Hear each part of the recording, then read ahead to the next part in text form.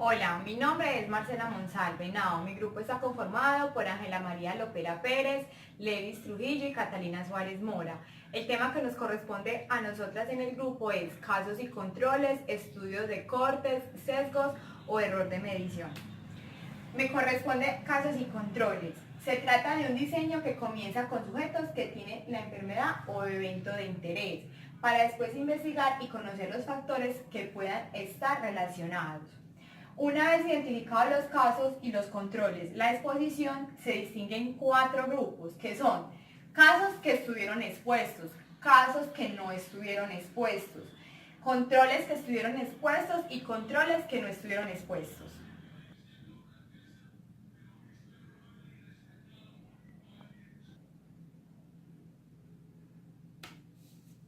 Definición de caso. En definición de caso se le llama caso al individuo que presente la enfermedad característica o evento de interés, y control a quien carezca de este rango. La fuente de obtención de los casos. Es el proceso de selección de los casos que se definen las características como son la edad, el sexo, el tiempo de la enfermedad o el tiempo de exposición. Se establecen en una población fuente y establecida o delimitada. Se dividen en 2 grupos para poder obtener los casos, que son los criterios diagnósticos de la enfermedad. Es que si el individuo seleccionado tiene la misma probabilidad de exposición o no.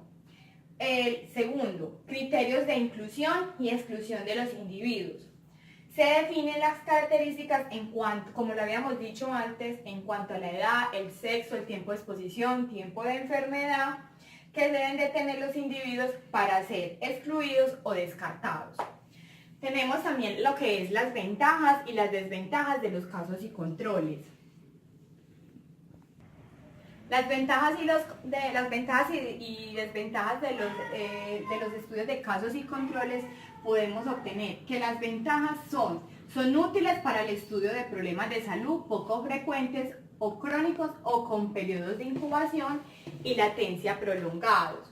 Estudian la relación de múltiples factores de riesgo, causas potenciales para una sola enfermedad. Son rápidos de elaborar y de conducir. Consumen menos tiempo y dinero en relación con otros diseños. Requieren menos sujetos de estudio.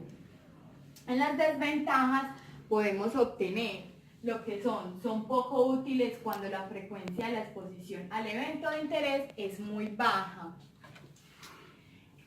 No producen estimadores directos de la prevalencia o la incidencia de la enfermedad. No son útiles para determinar otros efectos posibles de la exposición de interés porque se ocupan de un solo desenlace. 3. Los sesgos o errores de medición.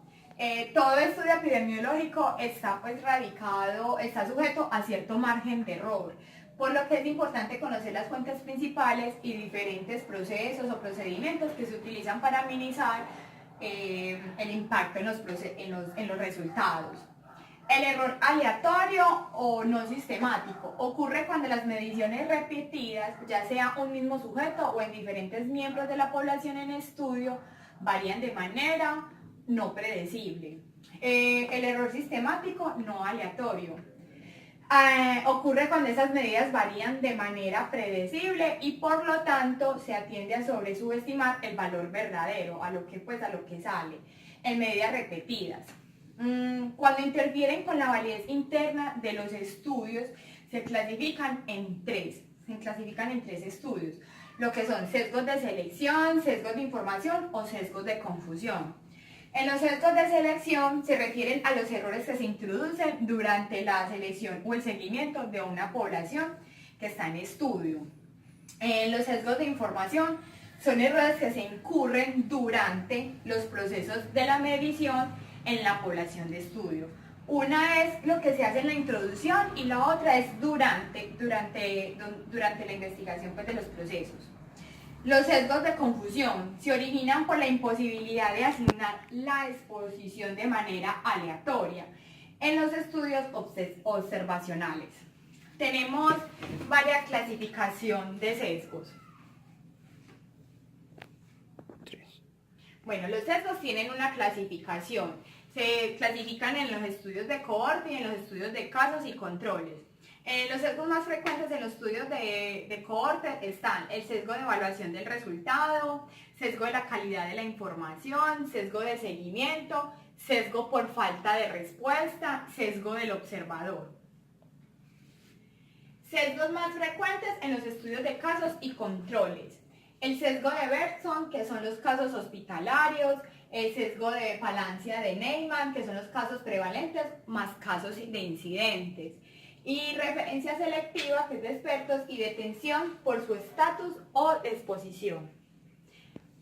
Continuando con la exposición, seguimos con lo que es el estudio de cohortes.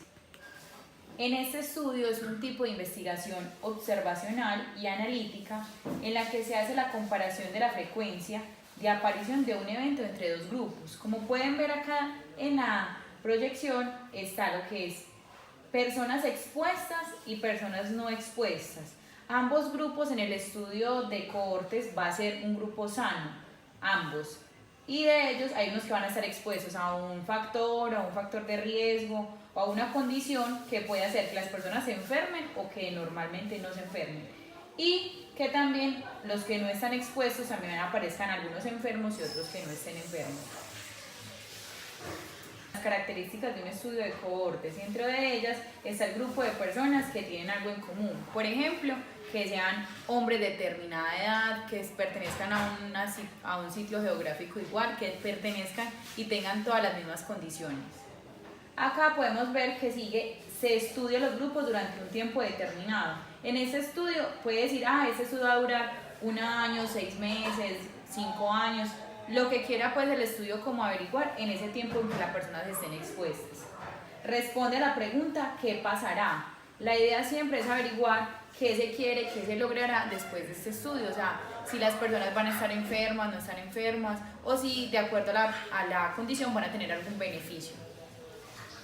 Su dirección en el tiempo es hacia el futuro, nunca se hace estudiando como datos o cosas de las personas que hayan tenido antes, sino datos al inicio del estudio y en adelante. Analizan qué pasa con la enfermedad en el transcurso del tiempo. La idea es evaluar esas personas que están expuestas a la condición o al factor de riesgo, qué enfermedades empiezan a desarrollar, cuánto están durando, cuál es la manera de tratamiento. Y acá en la última sirve para identificar los resultados terapéuticos. Si dentro de ese estudio las personas expuestas le han dado algún medicamento, algún control para su enfermedad, es ahí donde evalúan qué es lo que necesita la persona y cómo ha evolucionado ese tratamiento. Continuando, seguimos con las ventajas y desventajas de un estudio de cohorte. En ese encontramos que una de las ventajas es que permite evaluar los resultados resultados múltiples, riesgos y beneficios que podrían estar relacionados con una exposición.